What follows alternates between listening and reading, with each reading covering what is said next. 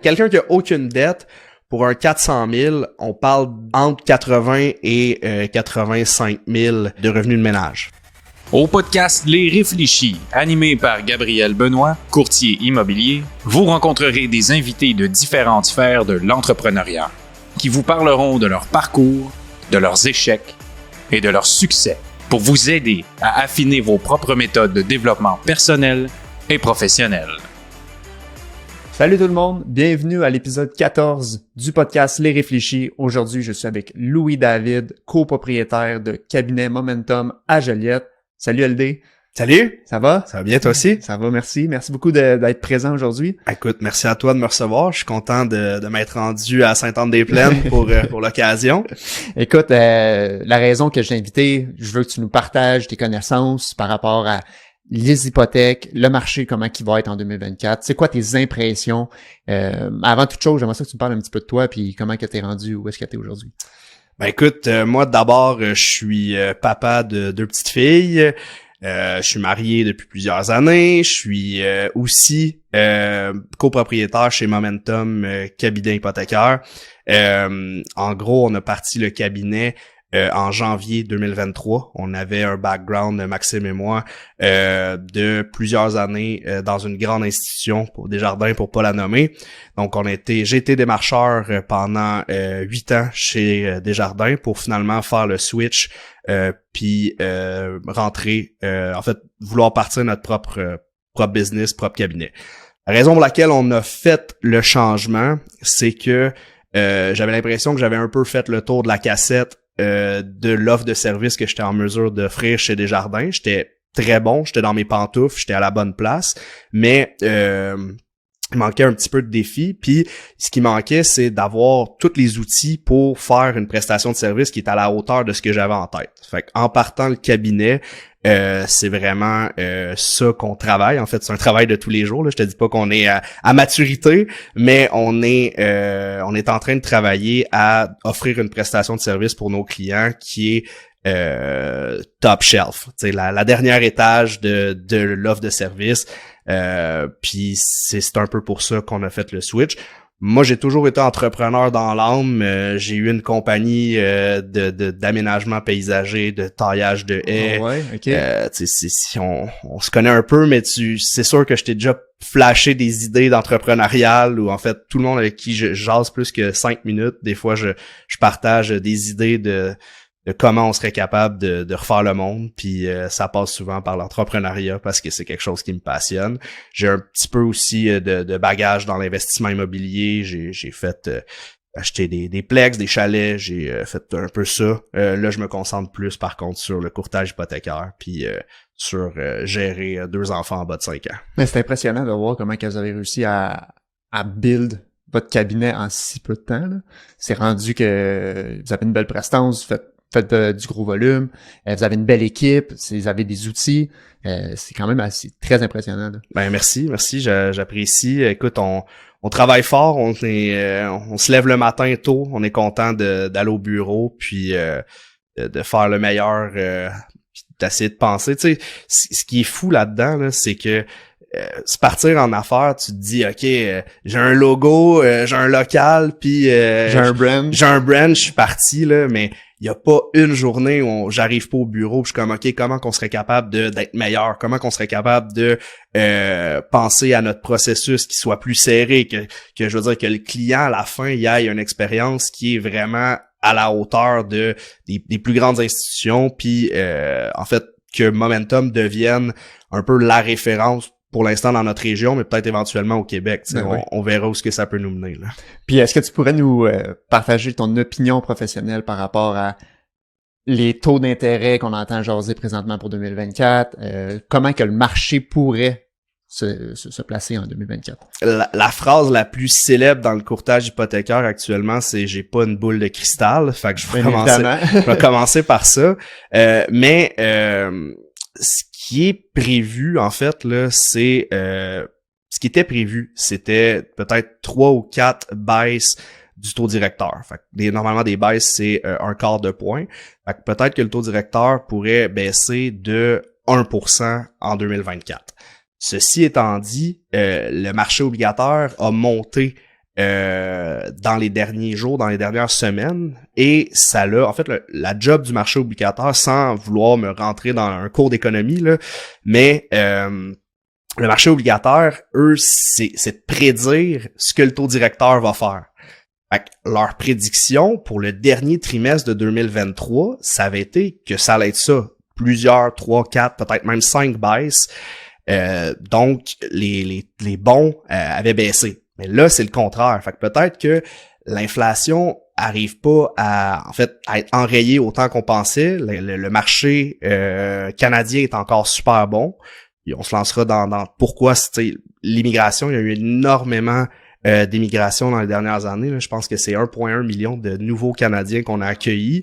Puis c'est 1,1 personnes donc qui doivent se loger, doivent manger, doivent se vêtir.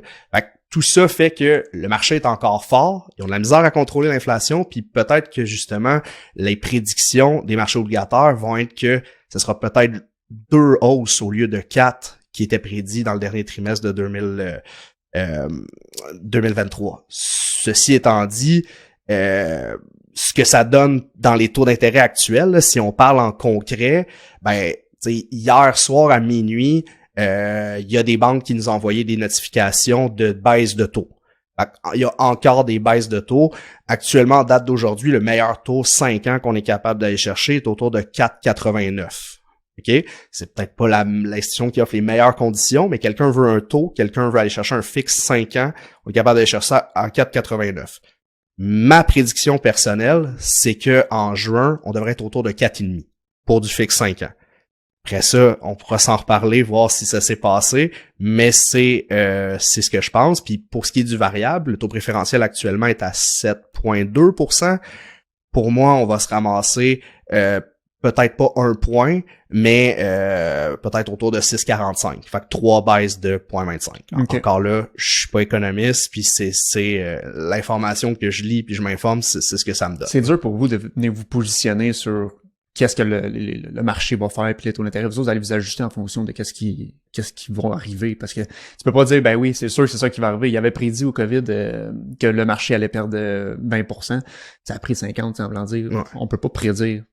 On peut juste s'adapter, ouais, dans le fond, à ce qu'on soit comme offre. Nous, dans le fond, chaque prêteur, de façon quasi quotidienne, là, nous envoie des feuilles de taux. Fait que dire hey, guys, on a une promotion en ce moment, voici le meilleur 3 ans qu'on est capable d'offrir. Fait que faut être à l'affût de ce que eux nous envoient, être à l'affût des meilleures offres, puis après de traduire l'avenir, tu sais. Fait que des fois, nos recommandations, c'est ça qui va influencer nos recommandations, en fait. Cette institution financière-là, qui est une grosse banque, qui a des grosses parts de marché, baisse ses taux, ben c'est qu'on doit s'en aller vers une baisse de taux graduelle. T'sais. Puis ce que tu dis, ça m'emmène à penser, j'ai des questions des clients qui disent, en ce moment même, on parle de janvier 2024, le taux variable ou le taux fixe, comment que toi tu te positionnes professionnellement par rapport à ça? Excellente question. Je te dirais que chez Momentum, il y a 3 stratégies qu'on utilise actuellement. Il y a un taux variable. C'est-à-dire que ça, si tu prends un taux variable, ta prétention, c'est que le taux préférentiel va chuter de façon drastique dans les 2 prochaines années. C'est ce que tu penses. On va te conseiller un taux variable. En ce moment, en assuré, on est capable d'avoir du prime moins 0,90 ou 0,95. Fait que ça t'amène autour de 6,3, 6,25. OK? Ça, c'est stratégie numéro 1. Stratégie numéro 2, du fixe à court terme. Fait que fixe à court terme, je parle de 3 ans. OK? Fixe 3 ans, en ce moment, on va être capable d'aller chercher ça autour de 5,44%. Fait que ça, ta présomption, c'est que ça va prendre 3 ans avant que les taux aient diminué. Fait que ça, tu sécurises ton offre pendant 3 ans, puis au bout de 3 ans, on a un renouvellement, tu devrais avoir une offre qui est compétitive. Puis que le marché, tu vas renouveler en bas. Autre stratégie, à y aller pour un fixe 5 ans dans une institution financière qui nous permette de briser, advenant qu'il y avait une baisse de coût, une baisse de taux à faible coût. Fait que, ce que je m'explique, en fait, c'est les prêteurs virtuels, les Manuvie, les First National, les MCAP, les Merix Landwise, eux, ils permettent de briser ton hypothèque à faible coût. C'est-à-dire que pour faire un calcul de pénalité, mais leur principe de pénalité est pas basé sur le taux affiché.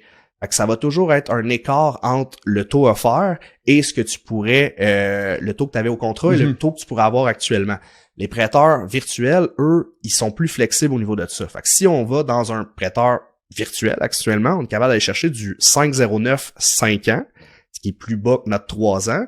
Et si jamais il y avait baisse, Momentum a les outils qui sont les outils technologiques qui sont adaptés à calculer l'économie à se fait où. Si dans un an, j'ai un taux à 4,09, t'as une hypothèque de 400 000, je suis capable de te faire économiser 16 000 $ d'intérêt sur 4 ans, la pénalité, elle va s'amortir facilement. Fait que moi, mon engagement chez Momentum, c'est de surveiller les conditions pour que, même si je t'ai pris un fixe 5 ans dans un virtuel, je le rentre dans mon système. S'il y a une alerte où je peux te faire sauver des sous, je vais être là, puis je vais t'appeler, puis on va jaser. Puis après ça, si tu me dis, regarde-moi, tu sais quoi, là, j'ai pas le goût de me relancer dans une demande de financement, fair enough, on laisse ça comme ça. Mais au moins, je vais t'avoir averti, puis ma promesse de t'accompagner pour les 25 prochaines années est faite, est réalisée. Puis c'est parce que je présume aussi que ça dépend du client que tu as en termes de résistance au risque, si on veut. Là. Parce que c'est pas tout le monde, le monde qui ont du fixe comparativement du variable, faut quand même que tu sois, tu sais, en voulant dire, à long terme, généralement, on entendait dire que le variable a toujours été plus gagnant. Là, actuellement, je serais curieux de savoir comment que tu perçois ça. Ben, tu sais, cordonnier mal chaussé, là, moi, j'ai toujours été sur du variable. Je te dirais que ça a été profitable dans les années COVID. Actuellement, ça l'est un peu moins.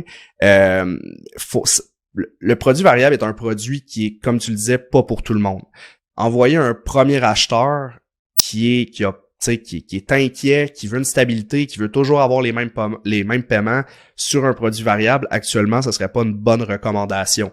Même si on sait que c'est un contexte qui est susceptible de baisser dans les prochains mois.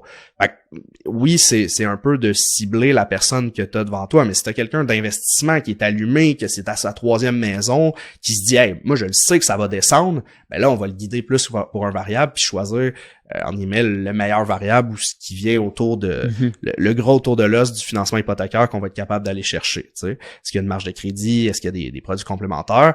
Fait que dans un contexte où quelqu'un qui a une connaissance du marché, qui sait ce qu'il fait, qui a une tolérance au risque, ben à ce moment-là, oui, on va guider sur du variable, mais entre toi et moi, premier acheteur, 5% de mise de fonds, ça passe serré. Je fais pas la bonne recommandation en envoyant sur du variable actuellement. Fait que c'est de cibler qui j'ai devant moi pour bien faire ma recommandation. Je comprends, puis je serais curieux que tu me partages l'effet des baisses de taux d'intérêt sur la préqualification des gens qui veulent l'acheter. Ouais, ben t'as des solides questions, mon gars.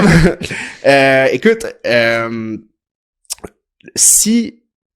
puis je vais te le mettre autrement là, mais en juin l'an dernier, là, les taux juin, juillet, août, c'était le pic à peu près des taux d'intérêt qu'on a eu. Le marché avait jamais été aussi haut de l'époque contemporaine, c'est-à-dire depuis que je fais du financement hypothécaire dans les 8-9 dernières années. Un fixe 5 ans où on était autour de 6,44%. Fait que 6,44%, la SCHL, Sagen, la Banque du Canada me demandent de préqualifier les gens au stress test du taux en vigueur plus 2%. Fait que je qualifiais les gens à 8,44 ou 49%. 8,44% sur une hypothèque de 400 000 $, là, ça commence à faire du paiement. En ce moment, si je suis capable de qualifier les gens à 7,14, donc il y a peut-être un 1,3 d'écart, je pourrais faire mathématiquement le genre de choses, mais on parle d'une augmentation significative, tu sais, parce que 1% d'écart sur une hypothèque de 400 000, ça fait des sous. Fait que, veux pas, peut-être que quelqu'un qui, en juin dernier, était qualifiable pour 400 000 se rend peut-être à 450 000 en ce moment, juste à cause du taux de qualification. Ça a quand même un gros impact plus qu'on le pense, là. Exact. Fait que les gens avec qui on a fait des préautorisations en juin, ben là, on les rappelle pour dire, écoute, il y a peut-être moyen qu'on augmente, tu sais, parce que puis tu m'en parlais tantôt avant le début de l'émission là, mais de magasiner actuellement avec un couple de jeunes acheteurs à 300 000, t'as pas des produits de luxe là. Fait que si on est capable de s'étirer à 350, 360 juste parce que les taux d'intérêt ont baissé, ben peut-être que ça va être ce qu'on avait besoin puis la latitude que tu avais besoin pour faire une bonne transaction pour eux là. Tu partageais un exemple du 400 000. Un jeune couple a besoin de faire combien approximativement s'il veut avoir une propriété à 400 000 aujourd'hui en 2024? Bon, écoute, c'est quelqu'un qui a aucune dette. Là, je te parle de quelqu'un qui a juste des revenus, qui a pas d'engagement financier. Un profil rare, là. Un profil rare, mais quelqu'un qui a aucune dette. Pour un 400 000, on parle entre 80 et 85 000 de revenus de ménage. Fait qu'on parle de 2 personnes qui font 40 000 chaque, ou quelqu'un qui fait 80 000 puis quelqu'un qui travaille pas. T'sais. Je laisse faire toutes les autres.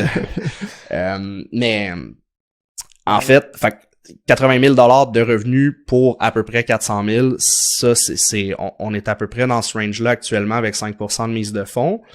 Par contre, aussitôt que tu rajoutes des paiements, si un auto, mettons, notre calcul facile, là, c'est si tu as 500 $ de paiement par mois, va réduire d'à peu près 80 000 $ ta capacité d'emprunt. Fait que le même couple qui faisait 80 000, mets-leur un char, puis tu sais, on s'entend en 2024, un auto de 500 $ par mois, là, ils sont pas en Mercedes, là, tu sais. T'en rajoutes un chaque bord, là. Ben, exact. On vient de descendre à 160 000, fait que leur capacité d'emprunt est à 240. Puis là, 240, c'est un pain in the ass pour toi de trouver une propriété, là. Ouais. Puis t'as-tu des conseils pour les acheteurs? Qu'est-ce qu'ils pourraient mettre en place?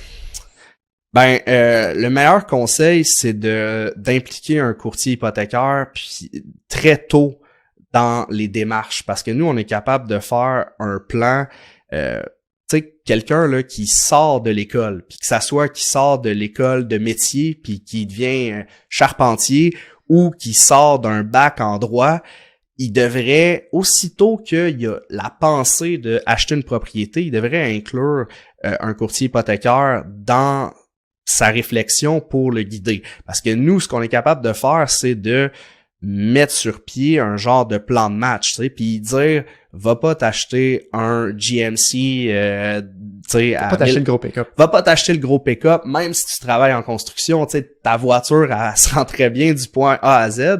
Puis après ça, tu vas être capable de peut-être de t'acheter le pick-up puis de faire d'autres moves, puis fait oui. Ça passerait par la planification. Ça passe 100% par la planification, puis on le voit avec des premiers acheteurs qui nous mettent rapidement dans la loupe. Ben ils sont capables d'avoir un plan de match qui ils réalisent leur projet. Puis des fois, ce qui est motivant, c'est achète la première maison, il est motivé, il achète la deuxième ou achète un bloc, puis tu sais parce qu'on a fait le bon plan de match dès le départ. Mais si il avait été mal conseillé ou ben non, il n'y a pas de problème, un paiement de 800 par mois, puis tout dépend de ta capacité d'emprunt. Fait que ta capacité d'emprunt, ton dossier de crédit, c'est des choses qu'on n'apprend pas à l'école secondaire, mais ça devrait être juste après français, anglais, mathématiques. Tu sais, après, ça devrait être à peu près égal avec l'histoire, là, parce que c'est tellement important dans la vie de savoir ce qui drive ton dossier de crédit autant vers le haut que vers le bas, puis l'effet d'une dette peut avoir sur ta capacité d'emprunt. C'est pas marqué nulle part, il y a pas d'information là-dessus, tu peux pas le savoir tant que tu l'as pas expérimenté, là. Je me suis déjà dit que je devrais faire un projet de genre faire des conférences dans les écoles, tu sais, pour les mettre genre vraiment tôt dans le loop de genre soyez conscient de ce que ça a comme impact de pas payer son cellulaire journée 1 là, tu sais, puis des fois on sort des bureaux de crédit puis on est comme mon Dieu, il manque d'éducation financière, tu sais, parce que c'est pas un pattern, tu finis par le payer ton téléphone, fait que c'est juste que tu sais pas que si tu finis de le payer un mois en retard, c'est quoi l'impact que ça a sur c'est quoi ça là ou... ça déboule là, tu sais, ça a un impact sur ta cote de crédit, après ça a un impact sur ta capacité d'emprunt, puis combien de temps que ça te prend. Exact. Puis là, ce qu'on est à veille de voir, là, c'est la saison de je me remets en forme. Oui. Tu sais, fait que les gens vont faire des abonnements au gym. Et on va voir des recouvrements chez Énergie Cardio. Parce qu'ils arrêtent de payer l'abonnement, tu sais, une fois que les bonnes résolutions ou que les gens ont atteint leur objectif, ben ils arrêtent de payer l'abonnement au gym, recouvrement actif, la cote de crédit chute. Tu sais, ça c'est dans les mois à suivre, c'est des choses qu'on va voir beaucoup là. Puis dans l'ordre d'idée de vouloir aider les premiers acheteurs, est-ce qu'il y a des programmes incitatifs du gouvernement présentement qui pourraient faire en sorte d'aider les acheteurs qui ont plus de difficultés? Depuis 3-4 ans, il y a l'initiative au premier acheteur, l'IAPP. Qui est en fait un programme qui va matcher ta mise de fonds sur une propriété déjà existante, donc avec 5% de mise de fonds. Le gouvernement va te faire un prêt d'un autre 5% de mise de fonds, fait que tu vas avoir 10% de mise de fonds. Le 10% de mise de fonds, ce qu'il va faire, c'est qu'il va diminuer ta prime de la SCHL. Il va également aussi diminuer tes paiements, mais prime de SCHL à 5%, c'est 4% de prime. À 10%, tu tombes à 3,1. Fait que déjà là, tu viens de sauver de l'argent. Par contre, le renvers de la médaille de ce programme-là, c'est qu'ils vont faire une inscription parce que tu leur dois de l'argent. Fait qu'ils vont inscrire que tu as comme genre de deuxième hypothèque sur ton acte. Et ils vont également te charger ce 5%-là à la valeur marchande de la propriété au moment de la vente. Ouais, c'est ça. Fait que si tu vends ta maison, on fait un exemple facile, t'achètes à 300 000 t'as 15 000 de mise de fonds, le gouvernement t'en prête 15 000 également, donc tu te ramasses avec une mise de fonds de 30 000, tu revends ta maison à 400 000 quelques années après, ben 5% de ce montant-là représente 20 000 Fait que sur l'équité positive que tu vas avoir faite, tu vas avoir un 5 000 qui est pour rembourser le prêt. Par contre, quand on faisait des calculs, les intérêts que t'as pas payés pendant ce temps-là, l'écart de paiement, ça pouvait être avantageux, tu sais. Mais il faut que tu sois conscient que ça va te coûter un petit peu plus cher de notaire, que tu vas avoir 2 hypothèques à radier, puis que éventuellement, tu vas leur devoir au prorata de. Dans un contexte où les maisons ont explosé, quelqu'un pouvait acheter sa maison à 200 000, la revendre à 400 2 ans après. La IAPP devait faire mal, tu sais. Mm-hmm. Dans le contexte actuel où les valeurs se stabilisent, ben peut-être que ça peut être une bonne option pour quelqu'un qui est flush, qui veut avoir des plus petits paiements. Sinon, au niveau des autres incitatifs, ben il y a les grandes villes ont certains incitatifs, genre Montréal, si t'as une famille, ils te remboursent une portion de la taxe de bienvenue. Okay. Il y en a un peu partout au Québec, des initiatives comme ça. OK. C'est les seuls programmes que tu verrais qui seraient pour les premiers acheteurs du moins là. Pour les premiers acheteurs, actuellement c'est ça qu'il y a comme disponible. Il y a pas de il y a des programmes de rénovation, tu peux avoir des crédits de primes de la SCHL si tu fais des rénaux d'un certain montant, si tu construis une maison neuve puis qu'elle est réno climat 3.0, tu vas avoir un crédit de prime SCHL, mais ça c'est pas juste pour les premiers acheteurs, c'est pour tout le monde. Là. OK. Puis pour l'année 2024, les acheteurs qui cherchent à acheter, as-tu un conseil pour eux? Ça peut être assez général en blanc dire parce que j'ai beaucoup de clients présentement qui ont la difficulté à aller dans leur braquette de prix qu'ils voudraient. Les propriétés, bon ben c'est ça, il y en a pas une tonne non plus présentement. Comme au niveau de la préqualification bancaire. Ce que j'aurais comme conseil, puis tu sais, moi j'ai été 8 ans dans une grande institution, ok? Fait que j'avais les programmes d'une seule institution, les taux d'une seule institution. Des fois, les gens vont être tentés d'aller vers cette institution où parce que leurs comptes sont tout là. est là, tu sais, mes assurances sont là. Je vais aller faire ma préqualification chez prêteur X, ok? En passant par un prêteur, en fait, un courtier hypothécaire comme nous, comme on a accès à tous les prêteurs, on est capable, dans certains cas, d'aiguiller la réflexion puis de dire, tu vois, ton prêteur, parce qu'on l'a dans notre portefeuille aussi, il te préautorisait pour 400 000. Par contre, si je mets tes revenus de telle façon, puis je présente qu'il y a tel aspect dans ton dossier, peut-être qu'on se rend à 450, tu sais, ou plus. Fait que, puis le taux de qualification aussi, parce que si ton prêteur, il va te qualifier à son taux à lui, si on est capable d'avoir plus bas, la qualification va faire que... fait que, évidemment, c'est sûr que je prêche pour ma patrie, pour ma patrie là, mais de consulter au lieu de c'est super correct d'avoir une préautorisation de son institution financière, mais quand tu es insatisfait de ta capacité d'emprunt, puis quand tu vois que le marché est difficile, que tu devrais peut-être avoir un deuxième avis, va pas dans une autre banque. Prends un courtier hypothécaire, fais-toi accompagner, puis vois c'est quoi les options. On est un one-stop shop pour 17 prêteurs au même numéro de téléphone. Pour l'avoir expérimenté personnellement, même avec mes clients, j'ai trouvé que mes clients étaient plus encadrés, il y avait plus de choix, puis c'était plus seulement le taux, mais bien les conditions du prêt également qui étaient considérées. Exact, 100%. Tu sais, c'est ça qu'on aime, c'est ça qui fait que la différence à la fin. Parce que oui, le taux, mais aussi, comme je te disais tantôt, le gros taux de l'os du financement hypothécaire. Tu sais. Puis les gens qui veulent faire les préqualifications, je pense qu'ils avaient un site aussi, ça se peut-tu? Ouais, ben il y a plusieurs façons, ils peuvent communiquer avec vous directement. Mais on a préautorisation.ca. Ouais. Qui est une plateforme qui, éventuellement, on aspire à ce que tu sois capable de faire 100% de ta préautorisation de façon manuelle. Évidemment, il va falloir que on soit derrière pour bien guider puis remettre un document officiel. Là.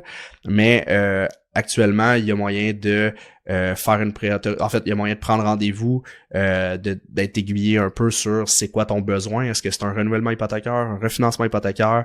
Mais on a des grosses aspirations pour préautorisation.ca. Idéalement, un jour, on voudrait ça sur une bande du Canadien puis que ça soit à la grandeur du Québec. Bien, je sais que vous êtes aussi souvent en quête d'innovation, puis là, vous avez rentré le AI sur votre site Internet. Ouais. Ouais. Est-ce que tu peux m'en parler un peu plus? Ben oui, on a la compagnie Boost Moi avec qui on a rencontré ces deux gars super sharp qui en fait qui nous ont un peu avec qui on a discuté de mettre en forme un courtier virtuel. Okay. Puis je vais donner le mérite ou en fait c'est Maxime qui nous a embarqué là-dedans. T'sais, moi c'était pas mon idée du tout, mais je suis à 100% dans ce projet-là parce que c'est vraiment sharp ce qu'on est en train de faire. Si vous allez sur equipemomentum.com, il y a une bulle qui va vous apparaître dans le bas à droite et vous allez être en communication avec Tom. Tom est un courtier virtuel, Tom évidemment pour Momentum. J'avais pas catché. Ouais. Puis Tom, ce qu'il fait, c'est répondre à toutes les questions de financement hypothécaire que tu peux avoir. Fait que c'est bon pour des premiers acheteurs, c'est bon pour des acheteurs aguerris, puis c'est bon pour des courtiers immobiliers. Parce que s'il est samedi soir, que t'es à Saint-Lin-des-Laurentides et que tu veux savoir si une propriété est finançable, si elle est sur une pointe d'eau, ben, tu peux aller demander à Tom. Ça peut aller jusqu'à là. Ouais, tu peux aller demander à Tom qu'est-ce que tu penses d'un financement sur une propriété. Puis là, je sais que tout le monde va aller l'essayer. Fait que on va s'arranger pour que Tom ait la bonne réponse, mais il est déjà 100% rodé.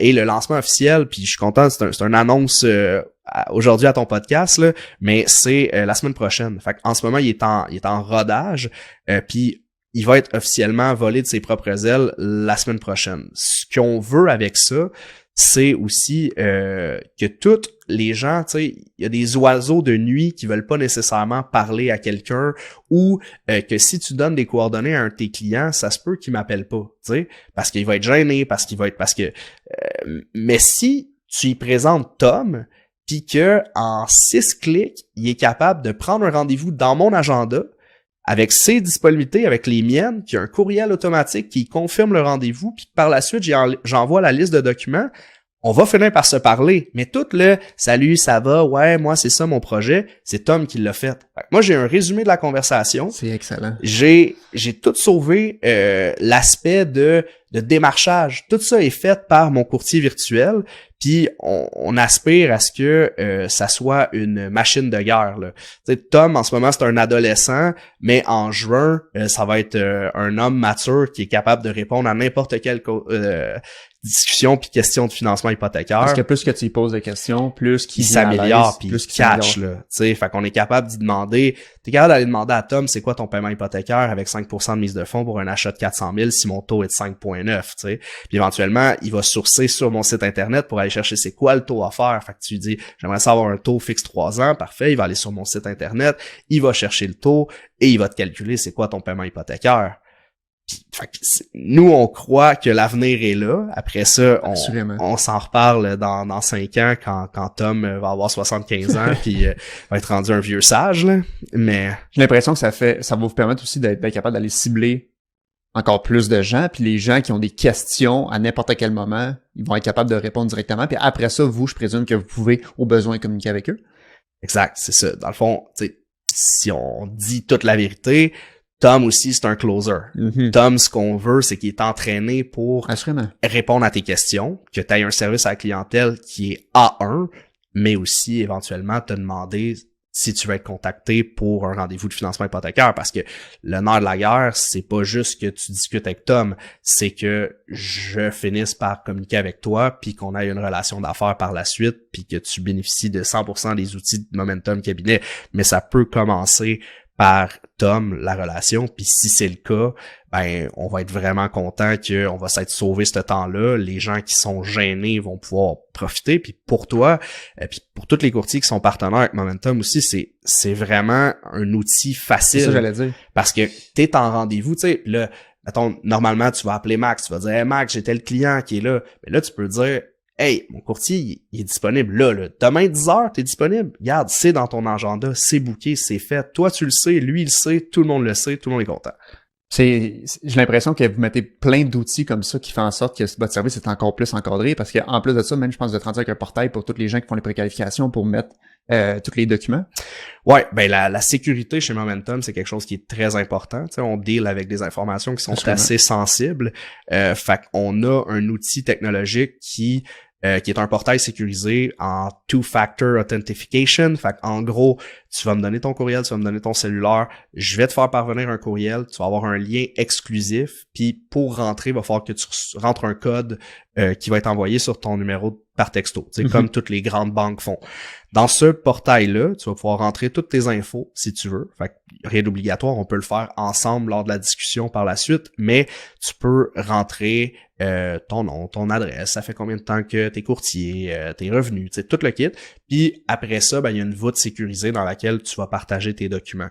Fait que nous, quand on est rendu à prendre le rendez-vous avec ton client ou avec toi, ben on a déjà toute l'info. Fait que tu sais, le temps qu'on perdait, puis quand je disais perdait, c'est que tu sais, un rendez-vous d'hypothèque, on aime ça rentrer dans le vif du sujet. Les gens, ce qu'ils veulent savoir, c'est combien ils sont capables d'emprunter, je passe-tu, puis à quel taux. Puis tu sais, là, après ça, c'est à nous de faire un travail d'éducation, à savoir, ben, les taux, c'est une chose, mais les conditions, c'est une autre. Mais si je me sauve de toute l'entrevue, parce qu'ils l'ont déjà fait dans le confort de leur salon, ben, j'ai plus de temps, je suis plus sharp pour donner un rôle conseil à mes clients, puis me concentrer sur le nerf de la guerre qui est comment qu'on est capable d'avoir les meilleures conditions de financement hypothécaire actuellement. Puis les gens qui veulent utiliser les services de Momentum, comment ça fonctionne? Écoute, il y a plusieurs façons. Il y a équipe momentum.com qui est un point de contact. Il y a préautorisation.ca qui est un point de contact. On a un bureau au 1 rue Saint-Charles-Borromée-Nord à Joliette qui est un point de contact. On a des bureaux physiques. On est tellement content de recevoir les gens. On a même un bar à bonbons. Fait que c'est et un potting green pour les gens qui attendent dans la salle d'attente, parce que des fois, tu sais, ça fait la file pour se faire préautoriser. Tu fais 2-3 potes, tu sais. Puis ben finalement nos cellulaires disponibles sur nos sites internet respectivement. Vous avez de quoi être fiers en tout cas, puis merci beaucoup d'être venu partager tes connaissances puis tes astuces pour les futurs acheteurs, que ce soit au niveau de la préqualification, là, j'apprécie énormément. Ben c'est moi, ça a été un honneur d'être à ton podcast, je suis vraiment content d'être venu. Merci LD. Merci.